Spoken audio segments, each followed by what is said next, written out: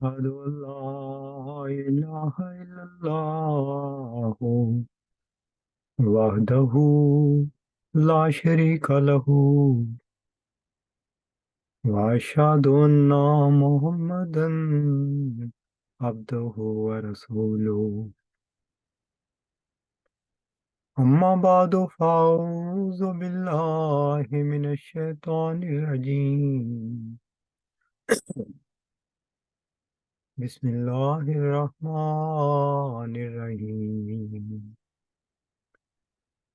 الحمد لله رب العالمين الرحمن الرحيم مالك يوم الدين إياك نعبد وإياك نستعين اهدنا الصراط المستقيم صراط الذين أنعمت عليهم غير المغضوب عليهم ولا الضالين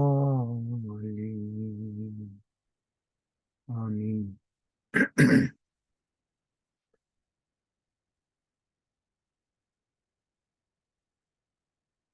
میرے آج کے خطبے کا موضوع یہ ہے کہ رسول کریم صلی اللہ علیہ وآلہ وسلم نے انسان کی روحانی، شعوری ترقی کے لیے کیا کنٹریبیوشن کی۔ جس طرح دنیا میں مشہور لوگوں کی کنٹریبیوشنز ہیں، تو اسی نسبت سے رسول کریم صلی اللہ علیہ وآلہ وسلم کا کردار بنی نوع انسان کی بھلائی کے لیے کیا تھا، ان کی ترقی کے لیے کیا تھا۔ اس ضمن میں گزشتہ دو خطبات میں اس بات کا ذکر کیا گیا تھا کہ آپ نے بنی نوع انسان کو اس تمام کائنات کے پیچھے ایک ایسے خالق کا علم دیا جو صمد ہے اور لوگ اور اپنی مخلوق سے رابطہ رکھتا ہے، بولتا ہے، زندہ خدا ہے۔ اور اس ضمن میں کچھ حوالہ جات دے کر بتایا تھا کہ وہ کس طرح ماضی میں خدا تعالیٰ ہم کلام ہوا اور پھر اس کا ثبوت آنے والے واقعات نے دیا کہ جو جو غیب کی خبریں دی گئی تھیں وہ اپنے وقت پر پوری ہوتی گئیں اور اس خالق کی ہستی کے ثبوت مہیا کرتی گئیں کہ وہ زندہ اور بولتا خدا ہے۔ اور پھر یہ بھی بتایا کہ کس طرح مرزا صاحب کے زمانے میں بھی رسول کریم صلی اللہ علیہ وسلم کی امت اس چیز کو بھلا بیٹھی اور مرزا صاحب اس کا زندہ ثبوت تھے، اور آج مرزا صاحب کی ہی پیش گوئیاں جو آئندہ وقت پہ تھیں پوری ہو کر زندہ خدا کا بھی ثبوت دیتی ہیں اور رسول کریم صلی اللہ علیہ وسلم کی سچائی اور مرزا صاحب کی سچائی پر مہر لگا دیتی ہیں۔ آج کا موضوع اسی ضمن میں ایک دوسرے پہلو سے اس چیز کو دیکھنا ہے۔ پہلا پہلو تو یہ ہے کہ خدا بولتا ہے، دوسرا پہلو یہ ہے کہ وہ سنتا بھی ہے، یعنی یہ رسول کریم صلی اللہ علیہ وآلہ وسلم کی بہت بڑی کنٹریبیوشن ہے کہ آپ نے بتایا کہ ہمارا خدا بولتا بھی ہے اور سنتا بھی ہے۔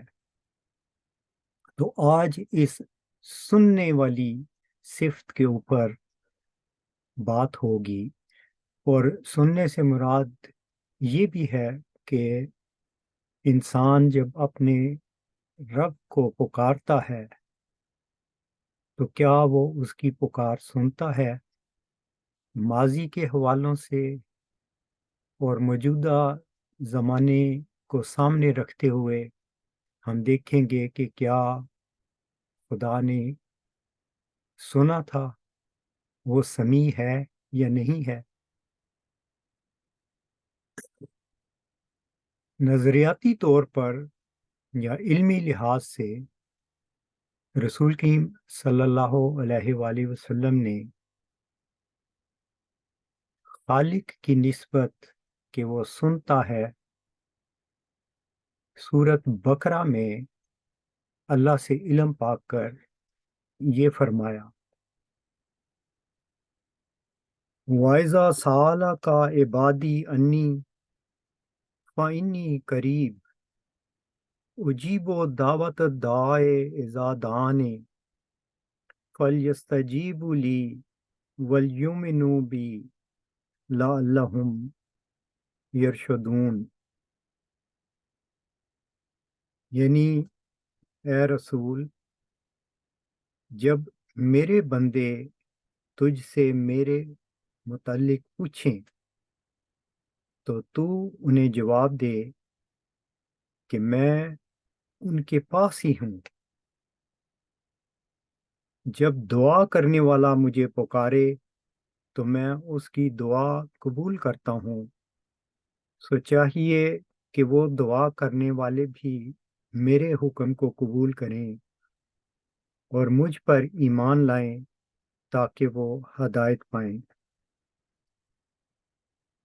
یہ سورت بقرہ کی آیت نمبر 187 ہے۔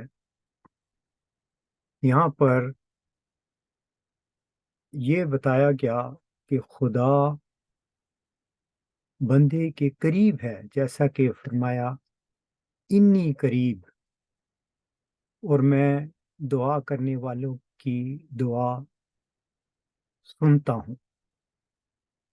پھر اسی ضمن میں ایک اور آیت ہے، وہ سورت مومن میں ہے کہ خدا تعالیٰ فرماتا ہے ادعونی فاستجب لکم، مجھے پکارو میں تمہاری دعاؤں کو سنتا ہوں۔ تو یہ رسول کریم صلی اللہ علیہ وآلہ وسلم نے خالق کی صفات کو بتایا کہ وہ ہمارا خدا ایسا خدا ہے۔ اس کو ہم یہ کہہ سکتے ہیں وقتی طور پر کہ نظریاتی طور پر یہ بتایا۔ اب یہ دیکھنا ہے کہ یہ جو چیز بتائی گئی کیا یہ حقیقت میں ایسی ہوتی بھی ہے؟ خدا سنتا بھی ہے اور جواب دیتا ہے۔ تو اس میں ماضی کے کچھ واقعات پہلے آپ کے سامنے رکھتا ہوں جو انسان کے لیے ایمانی پہلو رکھتے ہیں۔ ایمانی اس لیے میں کہہ رہا ہوں فی الحال کہ وہ واقعات ہمارے سامنے نہیں ہوئے بلکہ ماضی میں ہو چکے ہیں، اور ان کی خبر دینے والے بھی حضرت محمد صلی اللہ علیہ وآلہ وسلم ہیں، اور وہ ہماری ایمانی حالت ہے کہ ہم ان باتوں کو مان لیتے ہیں۔ اس میں سے ایک دعا ہے، کیونکہ موضوع دعا اور اس کو قبولیت کا ہے کہ اللہ سنتا ہے، قبول کر لیتا ہے۔ وہ ہے حضرت ابراہیم علیہ السلام کی دعا جب وہ کعبہ کی تعمیر کر رہے تھے، تو اس میں सूरत बकरा में ही आता है। ये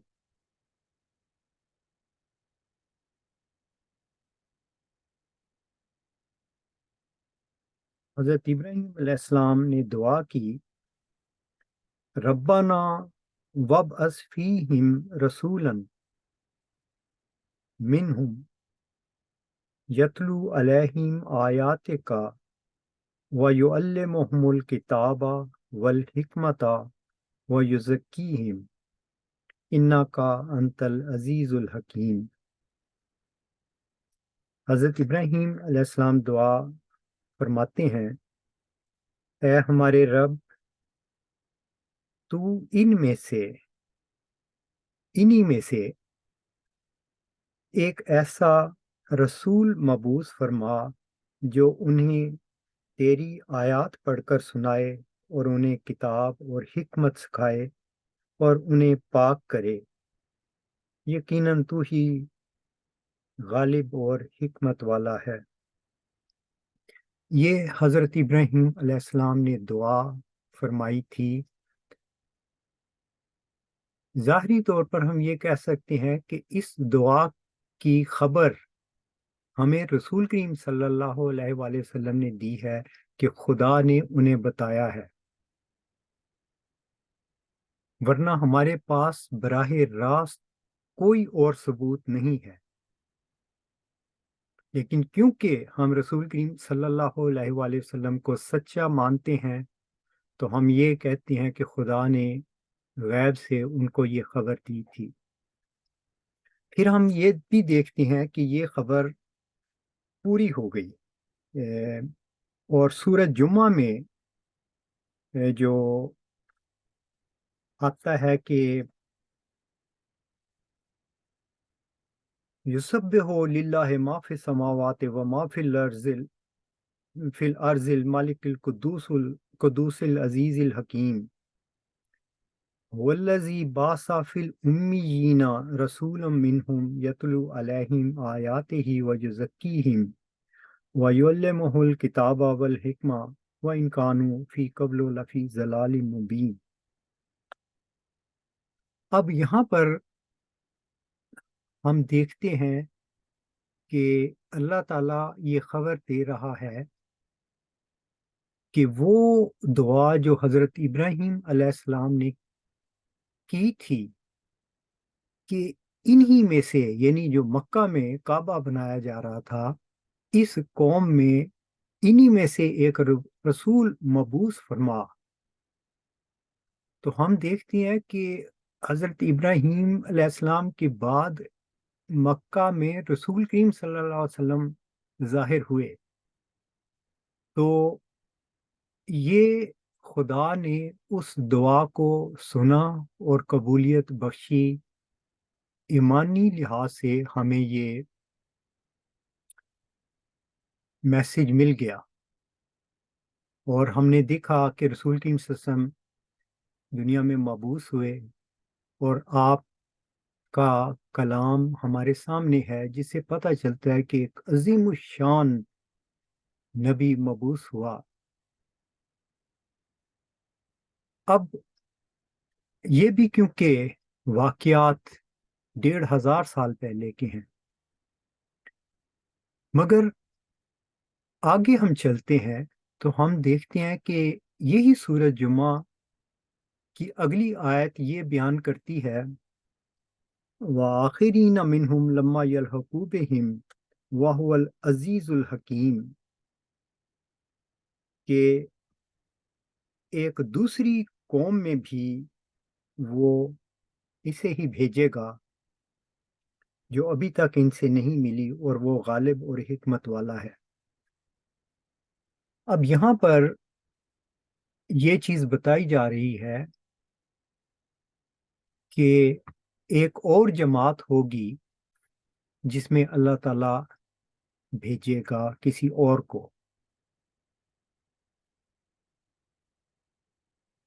और खुद रसूल करीम सल्लल्लाहु अलैहि वसल्लम ने इसकी तशरीह यही बयान फरमाई कि जब ईमान दुनिया से उठ जाएगा اور سریا پر چلا جائے گا، یعنی بالکل زمین سے ایمان غائب ہو جائے گا، تو اہل فارس میں سے ایک شخص یا کئی اشخاص اس کو واپس لے آئیں گے۔ اب یہ دعائے ابراہیمی ہے جو قبولیت کو پہنچی تو رسول کریم صلی اللہ علیہ وسلم کے رنگ میں ظاہر ہو گئی، اور اسی میں ایک آنے والے وجود کی خبر دی گئی۔ اب جب ہم اس وجود کو دیکھتے ہیں تو حضرت مرزا غلام احمد قادیانی علیہ السلام نے دعویٰ کیا کہ میں وہ وجود ہوں جس کی خبر دی گئی تھی۔ اب ہم مرزا صاحب کو لے لیتے ہیں۔ مرزا صاحب نے یہ الہام ہوا جری اللہ فی حلول الانبیاء، کہ نبیوں کے لباس میں خدا کا پہلوان یا شیر، اور آپ نے یہ بھی کہا کہ نیز ابراہیم ہوں، نسلیں ہیں میری بے شمار،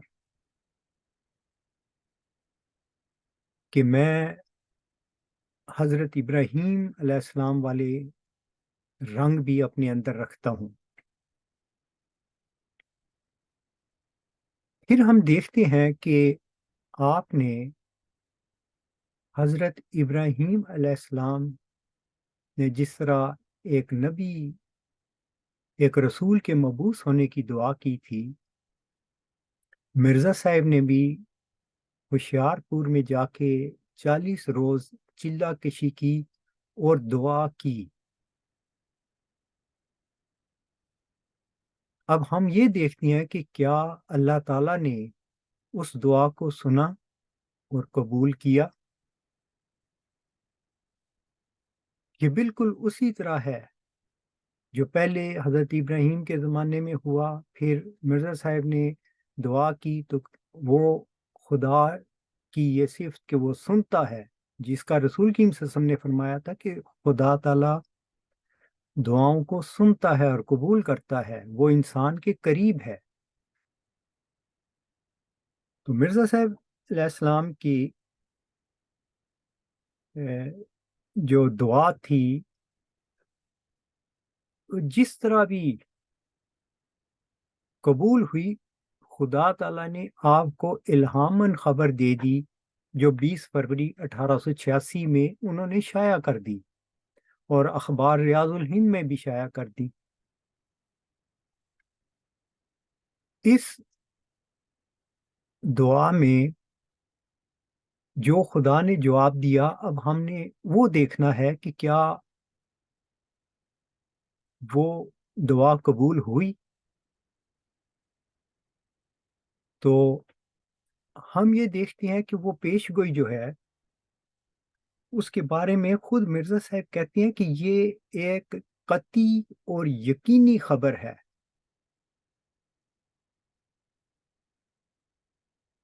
اب یہ قطعی اور یقینی خبر وہ اس رنگ میں کہہ رہی ہیں کہ جو خدا نے مجھے الہاماً بتایا ہے وہ قطعی ہے۔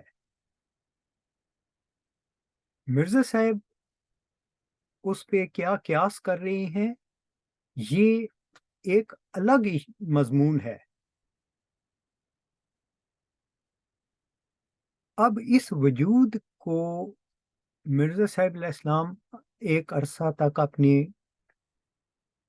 اولاد میں تلاش کرتے رہے، مگر خدا تعالیٰ کی جو غیب کی خبریں تھیں، جو قبولیت کی بعد دی تھیں، وہ بہت کچھ اور بتا رہی تھیں۔ تو اس کے بعد ہم دیکھتے ہیں کہ اللہ نے بہت ساری ایسی بھی خبریں دی جو اس سے ریلیٹڈ تھی، اور آج ہم ان کو اس لمبا عرصہ گزرنے کے بعد دیکھتے ہیں تو وہ ہمیں پوری ہوتی ہوئی نظر آتی ہیں۔ ان میں سے ایک خبر یہ تھی جو آپ نے یہ تذکرہ میں بیان کی۔ 21 جون 1903 کو آپ کو یہ خبر دی گئی، مجھے 2 عصا دیے گئے، ایک جو میرے پاس تھا اور دوسرے جو گم ہو گیا تھا، اور گم شدہ عصا کو جو میں نے دیکھا تو اس کے منہ پر لکھا ہوا تھا دعاؤں کا مستجاب۔ اب یہاں پر یہ جو فرمایا کہ مجھے 2 عصا دیے گئے ہیں، ایک میرے پاس رہا اور ایک گم ہو گیا، اس کی تشریح کی ضرورت ہے، اور لفظ عصا بھی ہمیں اس کے بارے میں تحقیق کرنی چاہیے۔ قرآن کریم میں حضرت موسیٰ علیہ السلام کے پاس بھی عصا تھا، اس کا ذکر آتا ہے۔ ہم اگر اسے تفصیل سے دیکھیں تو اللہ تعالیٰ نے مخاطب کر کے پوچھا حضرت موسیٰ علیہ السلام کے کہ تیرے ہاتھ میں کیا ہے؟ تو انہوں نے کہا کہ عصا ہے، اور میں اس سے درختوں کے پتے بھی چھاڑتا ہوں، اور یہ اس میں اور بھی میرے لیے فوائد پوشیدہ ہیں۔ تو اللہ نے فرمایا کہ اس عصا کو زمین پہ ڈال دے، تو وہ ایک سانپ کی طرح بن گیا۔ تو حضرت موسیٰ علیہ السلام کو اس سے ڈر لگا، لیکن اللہ نے بیان کیا کہ ڈر نہیں، ہم اس کو اس کی اصل حالت پہ لوٹا دیتے ہیں۔ اور تو فرعون اور حامان کی طرف جا، ان سے نرم کلام کر اور ان کو میری دعوت دے۔ اور حضرت موسیٰ علیہ السلام نے ایسا ہی کیا، اور پھر ہم جانتے ہیں کہ ایک ڈیبیٹ ہوئی حضرت موسیٰ علیہ السلام اور فرعون کے درمیان، اور پھر فرعون نے اپنے جادوگروں کو بلایا اور ایک مقابلہ ہوا، اور انہوں نے اپنی رسیاں ڈالی جو سانپ کی طرح نظر آتی تھیں، اور پھر حضرت موسیٰ علیہ السلام نے اپنا عصا جب پھینکا تو وہ ان کی تمام جادوؤں کو تلف کر گیا۔ یہ بھی ایک ایمانی خبر ہے جو ہمیں ملی، لیکن یہ رسول کریم صلی اللہ علیہ وسلم نے ہمیں قرآن میں بتائی کہ خدا تعالیٰ نے یہ غیب کی خبریں دی ہیں اور ہم ان پر ایمان رکھتے ہیں۔ اب ہم یہ دیکھتے ہیں کہ اس زمانے میں تقریباً 100 سال سے کچھ زائد عرصہ پہلے مرزا صاحب یہ کہتے ہیں کہ میرے ایک عصا میرے پاس رہا 2 میں سے۔ تو مرزا صاحب نے اپنے زمانے میں جتنی مضبوط دلائل سے عیسائیت کے، آریہ سماج کے اور مسلمانوں کے جو غلط خیالات تھے ان کو رد کیا، تو ان کے سارے ان خیالات کو گویا آپ کے عصا نے بے نقاب کر دیا اور غالب رہے۔ آج بھی جو باتیں مرزا صاحب علیہ السلام نے کی تھیں اللہ سے علم پا کر، وہ کوئی بھی ان کو دیکھ لے اور عقل مندی سے، شعور سے اور ریشنل اپروچ سے ان کا موازنہ کرے، تو مرزا صاحب کی باتیں سچی تھیں. خدا بولتا ہے تو اس کا نمونہ بھی مل جائے گا. عیسائی جو حضرت عیسیٰ کو خدا کا بیٹا بنا رہے ہیں، تو اس کے برعکس جو دلائل مرزا صاحب نے دیے وہ آج بھی غالب ہیں. مسلمان حضرت عیسیٰ کو آسمان پر سمجھتے ہیں، تو جو دلائل مرزا صاحب نے دیے وہ آج بھی موجود ہیں. اگر کوئی ان کو رد کر دے تو نتیجہ یہ نکلے گا کہ مرزا صاحب مغلوب ہو گئے. لیکن ایسا ہے نہیں ہے، کوئی ریشنل اپروچ سے اس کو رد نہیں کر سکتا. اب معاملہ یہ ہے کہ وہ دوسرا عصا جو گم ہو گیا تھا، جس کے سر پر لکھا تھا کہ دعاؤں کا مستجاب،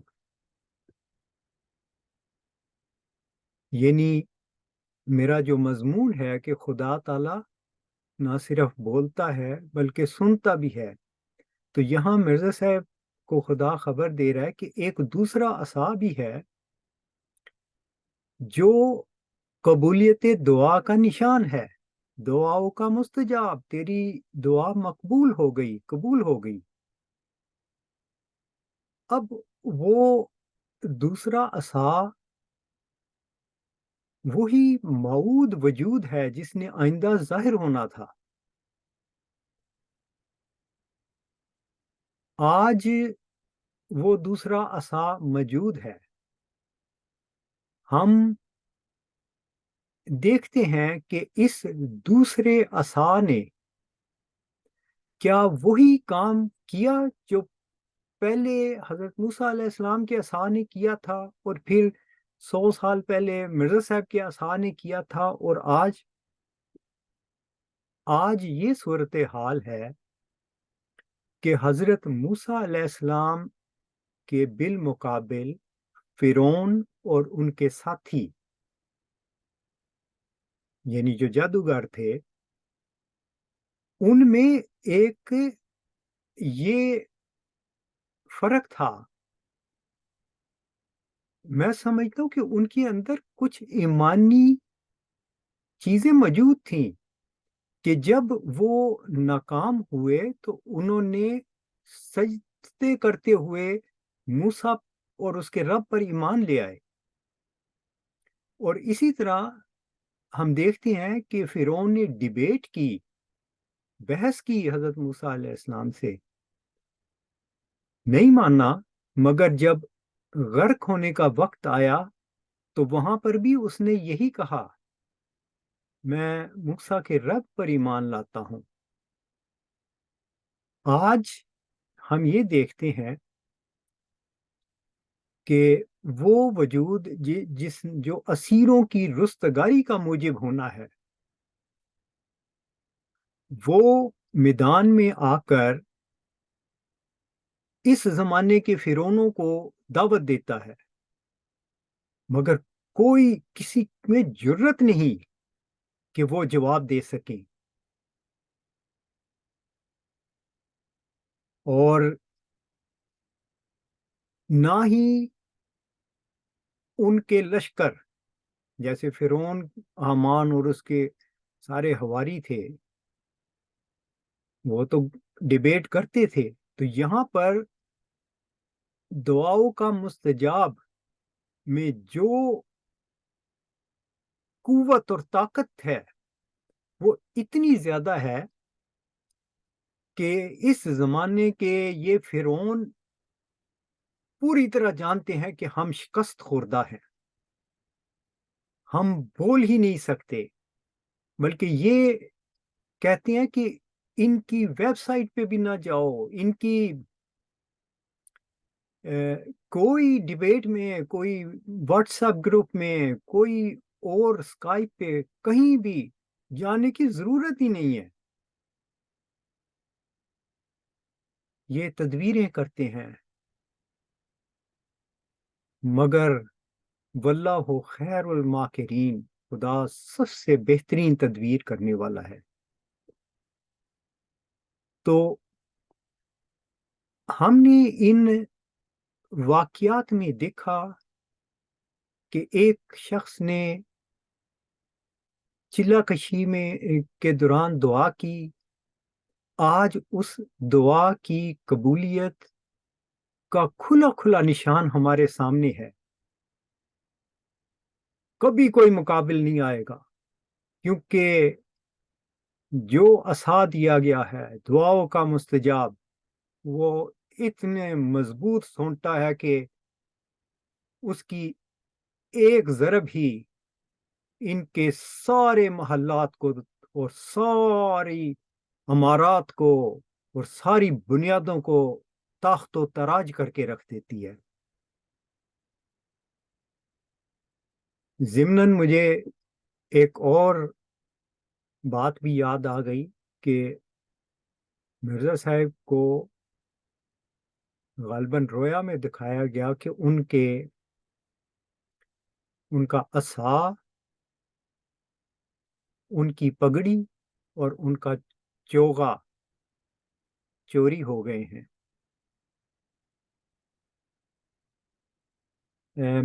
آج اگر ہم مسروقہ مال کو تلاش کریں تو بڑی آسانی سے مل سکتا ہے کہ کون سے چور ہیں جو وہ چوغا چوری کر کے لے گئے ہیں اور پگڑی بھی چوری کر کے لے گئے ہیں. ان واقعات میں جو آپ کے سامنے میں نے مختصر سے بیان کیے ہیں، صاف نظر آتا ہے کہ اللہ سنتا ہے. اس نے ماضی میں بھی دعاؤں کو سنا، ان کو قبولیت بخشی اور جس طرح چاہا اس کو ظاہر کر دیا. آج کے واقعات جو ہماری آنکھوں کے سامنے ہیں، ہو رہے ہیں، ہمیں ماضی کے واقعات کی صداقت کا ثبوت مہیا کرتے ہیں کہ خدا نے پہلے بھی ایسے کیا تھا، وہ آج بھی ایسے ہی کرتا ہے اور ہمیشہ کرتا رہے گا. اللہ کی سنت بدلتی نہیں ہے. ان واقعات کے پیچھے ہمیں ایک سننے والے اور دعاؤں کو قبول کرنے والے خدا کا پتہ چلتا ہے. اور یہ بہت بڑی عظیم الشان کنٹریبیوشن ہے کہ رسول کریم صلی اللہ علیہ وآلہ وسلم نے اس کائنات کے پردے کے پیچھے کائنات سے بے نیاز ایک ایسی ہستی کا علم دیا جو بولنے والا ہے اور سننے والا ہے. انی اسمع و ارا. تو سب انسانوں کو چاہیے کہ ان چیزوں پر تحقیق کریں، غور کریں اور اس چہرے کو جو خالق کا چہرہ ہے اس کو ڈھونڈیں. یہی انسانی زندگی کا مقصد ہے اور اسی خالق کی عبادت کے لیے، اس سے تعلق قائم کرنے کے لیے انسان کو پیدا کیا گیا ہے. وآخر الدعوانا ان الحمد للہ رب العالمین.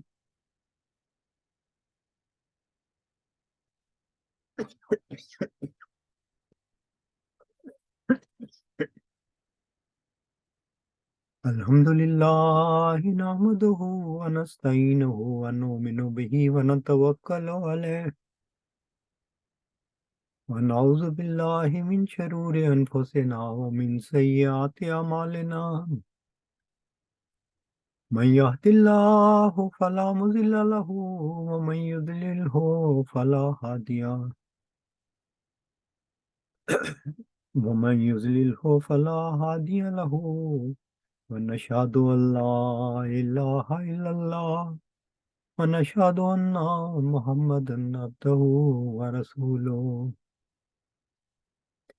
عباد الله رحمكم الله، ان اللہ یامرکم بالعدل والاحسان وایتاء ذی القربى وینہی عن الفحشاء والمنکر والبغی یعظکم لعلکم تذکرون اذکروا اللہ یذکرکم وادعوہ یستجب لکم ولذکر اللہ اکبر